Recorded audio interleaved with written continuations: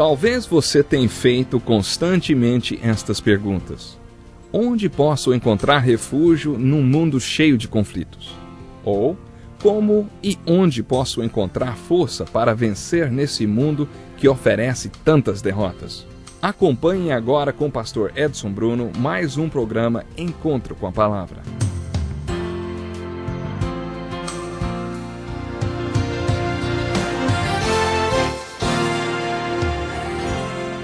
Olá, seja bem-vindo a mais um Encontro com a Palavra. É uma alegria contar com a sua participação em mais um estudo do Evangelho de João, versículo por versículo. Acomode-se, pegue sua Bíblia e abra no capítulo 6. Hoje falaremos sobre os primeiros 14 versículos desse capítulo. Acompanhe comigo a leitura do texto. Diz assim: algum tempo depois, Jesus partiu para a outra margem do mar da Galileia, ou seja, do mar de Tiberíades. E grande multidão continuava a segui-lo porque vira os sinais miraculosos que ele tinha realizado nos doentes. Então Jesus subiu ao monte e sentou-se com seus discípulos. Estava próxima a festa judaica da Páscoa. Levantando os olhos e vendo uma grande multidão que se aproximava, Jesus disse a Filipe: onde compraremos pão para esse povo comer? Fez essa pergunta apenas para pô-lo à prova, pois já tinha em mente o que ia fazer. Filipe lhe respondeu: 200 denários não comprariam pão suficiente para que cada um recebesse um pedaço. Outro discípulo, André, irmão de Simão Pedro, tomou a palavra. Aqui está um rapaz com 5 pães de cevada e 2 peixinhos, mas o que é isto para tanta gente? Disse Jesus: mandem o povo se assentar. Havia muita grama naquele lugar e todos se assentaram. Eram cerca de 5.000 homens. Então Jesus tomou os pães, deu graças e os repartiu entre os que estavam assentados, tanto quanto queriam. E fez o mesmo com os peixes. Depois que todos receberam o suficiente para comer, disse aos seus discípulos: ajuntem os pedaços que sobraram, que nada seja desperdiçado. Então eles os ajuntaram e encheram 12 cestos com os pedaços dos 5 pães de cevada, deixados por aqueles que tinham comido. Depois de ver o sinal miraculoso que Jesus tinha realizado, o povo começou a dizer: sem dúvida, esse é o profeta que devia vir ao mundo. Bom, sem dúvida alguma, este foi um dos milagres mais marcantes de Jesus e é o único registrado em todos os 4 evangelhos: Mateus, Marcos, Lucas e João. Depois de estudarmos os 4 evangelhos, observamos que não existe nenhum milagre que tenha sido registrado pelos 4 autores. Apenas este, o milagre da multiplicação dos 5 pães e dos 2 peixinhos para uma multidão de 5.000 homens. 5.000 pessoas. O que esse milagre tem de especial? Você deve estar lembrado que, quando iniciamos o estudo do capítulo 5 de João, eu disse que esse capítulo marcava uma nova seção deste evangelho e que registra o início de uma discussão acirrada entre Jesus e os líderes religiosos. Os capítulos 5, 6, 7 e 8 relatam essa discussão, que sofreu algumas interrupções e mudanças de cenário, mas continua até o final do capítulo 8, no qual lemos que alguns daqueles que estavam discutindo com Jesus acabaram crendo nele, enquanto a maioria pegou pedras para apedrejá-lo. Observe que logo no início do capítulo 6, já temos a resposta para a pergunta: o que é fé? Esta é uma das vezes em que o Evangelho de João mostra o que não é fé. Lemos no versículo 2 assim: e grande multidão continuava a segui-lo, porque vira os sinais miraculosos que ele tinha realizado nos doentes. O versículo 14 diz o seguinte: depois de ver o sinal miraculoso que Jesus tinha realizado, o povo começou a dizer: sem dúvida, este é o profeta que devia vir ao mundo. Ver para crer. É isso que o mundo diz. Mas o Evangelho de João ensina que Jesus mostrou que é justamente o contrário, é crer para ver. Você deve estar lembrado que, no final do capítulo 2, muitos creram nele quando viram os sinais que tinham feito, mas Jesus não considerou isto fé genuína, nem se confiou a eles, porque não havia compromisso naquele tipo de fé. Eles simplesmente criam naquilo que viam. Fé é crer no que não vemos. Fé é crer no invisível. O Novo Testamento traz várias características desta fé. O objeto desta fé é invisível. Para que serviria a fé se pudéssemos ver o objeto da nossa fé? O objeto da fé é invisível, mas sempre existe uma evidência que atesta a existência dela. São necessários alguns fatores da fé para termos o que chamam a fé do Novo Testamento. Em todo o Evangelho de João, você encontrará respostas para a pergunta o que é fé e também para outras duas perguntas básicas do estudo que estamos desenvolvendo. Quem é Jesus e o que é vida?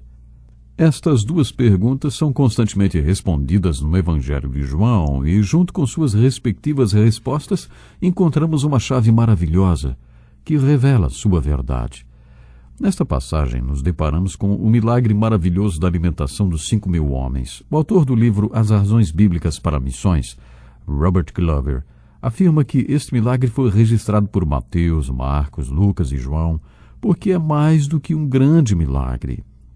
Robert Glover afirma que este milagre é uma parábola da estratégia missionária ou da visão de missão que Jesus Cristo tinha.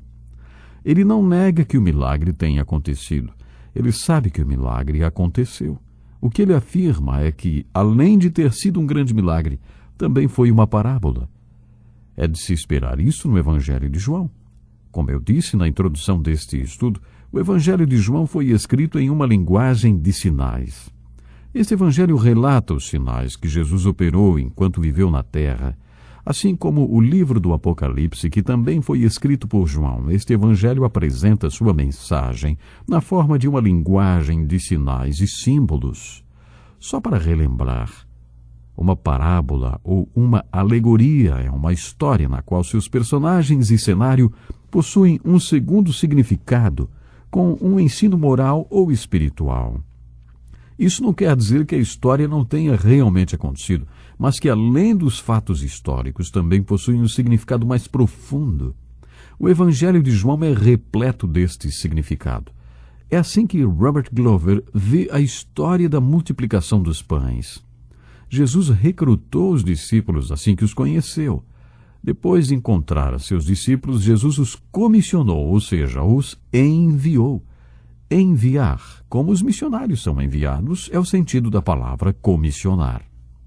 Pois bem, Jesus sempre posicionou os discípulos de maneira estratégica entre ele próprio e a necessidade das multidões. Nesta parábola havia 5.000 homens e suas famílias com fome. Se os 5.000 homens estavam acompanhados de suas famílias, o número da multidão era de mais ou menos 20.000 pessoas. Jesus poderia ter alimentado esta multidão de 20.000 pessoas do jeito que quisesse. Como filho de Deus, ele poderia ter orado a Deus para que caísse pão do céu, maná do céu, como aconteceu com Moisés. Lemos no livro de Números que Deus alimentou o povo de maneira sobrenatural durante 40 anos. Mas não foi isso que Jesus fez. Jesus foi estratégico e colocou os discípulos entre ele e a multidão faminta. Aí, então, André avisou: aqui está um rapaz com 5 pães de cevada e 2 peixinhos. O almoço daquele menino consistia apenas de 5 pedaços de pão, não 5 filões de pão, e 2 peixinhos, talvez sardinhas. André ainda perguntou: mas o que é isto para tanta gente? André imaginou que se aquele almoço fosse colocado nas mãos do Senhor, ele poderia abençoá-lo e multiplicá-lo. Não era muita coisa, mas nas mãos do Senhor, quem poderia dizer o que ele faria? O Senhor Jesus tomou o almoço do menino nas mãos, abençoou-o e o partiu. E então passou para os discípulos, que passaram para o povo. Quando estudamos o capítulo 2, fizemos a seguinte pergunta: em que momento a água foi transformada em vinho? O milagre aconteceu no momento em que os empregados, que tinham acabado de encher os talhos d'água, tiveram fé para servir aquilo que eles sabiam que era água. Mas foram servir a água como se fosse vinho, ou quando levaram para o encarregado da festa e apresentaram a bebida como vinho. Em algum momento durante esse ato aí, Deus tocou naquela água e ela foi transformada em vinho. O mesmo aconteceu aqui nesse caso dos pães. enquanto o almoço do menino era passado das mãos de Jesus para as mãos dos discípulos e depois para as mãos do povo faminto, o milagre aconteceu, ou seja, o pão e o peixe não acabavam mais. Foi aí que Deus tocou no alimento e o multiplicou. Não há dúvidas de que isto foi um grande milagre. Algumas explicações sobre esse milagre são simplesmente ridículas e tolas de pessoas que não acreditam no sobrenatural e nem que a Bíblia tenha sido escrita por inspiração divina. Já ouvi inclusive o seguinte comentário: ninguém sairia pelo deserto sem levar comida, por isso eles tinham comida, só que não queriam dividi-la com ninguém. Eles tinham comida, só que não queriam mostrá-la, senão alguém ia ver e pedir um pouco. Segundo esse pensamento, o Senhor Jesus pegou o lanche daquele menino e o repartiu entre os discípulos. Ele estabeleceu o exemplo e todos começaram a repartir a comida escondida, dizem, através dessa história. E por terem seguido o exemplo de Jesus, houve alimento suficiente para alimentar a multidão e ainda sobrar. Eu já ouvi até gente usar essa história como uma argumentação política de apoio ao socialismo, a questão do repartir o pão e tal e tal. Sabe, essas versões podem parecer bonitas e bem aplicadas, mas não estão de acordo com o relato bíblico de jeito nenhum. Vocês se lembram das perguntas que devemos responder quando estudamos um texto bíblico? O que esse texto está falando? Qual o significado da sua mensagem? E o que significa para mim? Se prestarmos atenção ao relato bíblico, observaremos que ele diz que o lanche do menino foi multiplicado e que aqueles pedaços de pães e os peixinhos alimentaram uma multidão de cerca de 20 mil pessoas. Qual a quantidade de pão e peixe necessária para alimentar uma multidão desta? Muito mais do que 5 pães e 2 sardinhas. Não há dúvida de que este foi um grande milagre, mas, ao mesmo tempo, uma visão do nosso Senhor Jesus Cristo. Agora que estamos finalizando o programa de hoje, lanço o meu desafio para vocês com as perguntas. O que esse texto diz? Qual o significado da sua mensagem? E o que ela significa para mim? Acho que a aplicação pessoal é óbvia. Será que você consegue se ver estrategicamente posicionado entre Cristo que vive em você e aqueles que estão ao seu redor? Você tem consciência da realidade de que Cristo quer passar através de você a provisão dele para aqueles que estão necessitados, famintos? Ore e aplique esta lição na sua vida. Reflita sobre esses versículos do capítulo 6 de João. Deus lhe abençoe. Até o próximo programa.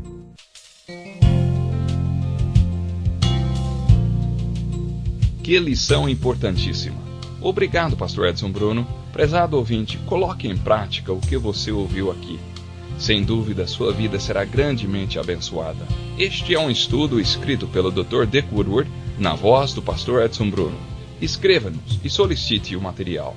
Nosso endereço é Encontro com a Palavra, Caixa Postal 2011, CEP 89201-970, Joinville, Santa Catarina.